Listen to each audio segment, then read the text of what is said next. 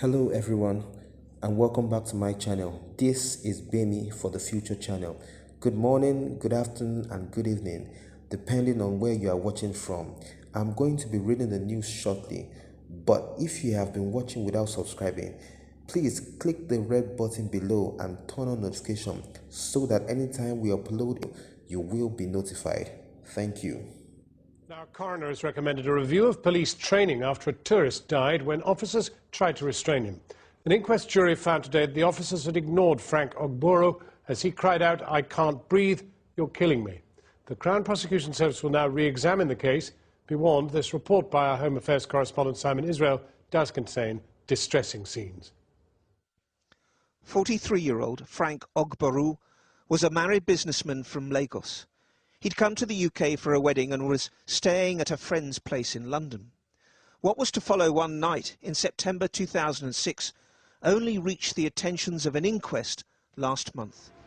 For Mr. Ogboro died because of what happened on this street in Woolwich at the hands of several police officers, and all filmed on CCTV. The fatal sequence of events began after police were called to deal with a minor argument between Mr. Ogboro and another resident. CCTV shows that for 11 minutes the conversation was amicable. He was asked not to return to the flat and was then arrested for fear of a breach of the peace. There was a struggle. CS gas was used, but to little effect. The Nigerian car dealer was then pinned to the ground, his head on the curb. Two more officers arrived. Onlookers heard cries. One filmed the struggle on his mobile phone. Leave it up! Leave it up! Oh! Oh!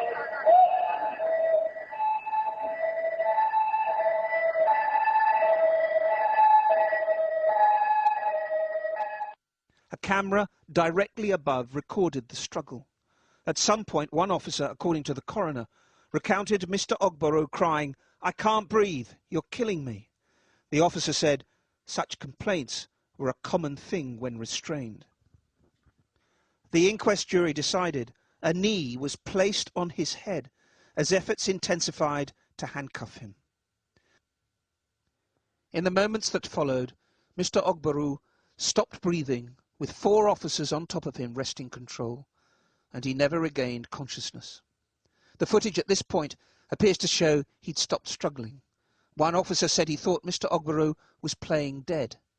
The inquest was told that none of them noticed anything was wrong until the heavily built man was turned over as part of normal procedure. But the inquest could not determine at what point the tourist died. They took away my life. They took away my peace. They took away my joy. They took away comfort from me. The consequences of what happened here on this South London street 4 years ago are still unresolved. While Mr. Ogboro died at the hands of police officers, no one has so far been held to account. The Crown Prosecution Service has refused to bring charges, but last week was asked to take a second look at the evidence. Part of that will include the degree, as the jury noted, to which the dangers of positional asphyxia, where breathing is severely restricted by the way someone's positioned, were recognised during the struggle. In a letter to the Metropolitan Police Commissioner, the Assistant Deputy Coroner Selina Lynch wrote, "It seems that 4 police constables with varying degrees of experience and training all had positional asphyxia at the back of their minds rather than the forefront. They had not acted in accordance with the standard operating procedure in getting Mr. Ogboro into a safe position as soon as possible after control was achieved." So I do think the Metropolitan Police need to think very carefully about what this case says about not only the training of police officers in the dangers of restraint, but the attitudes of some of the police officers to those people who they are restraining.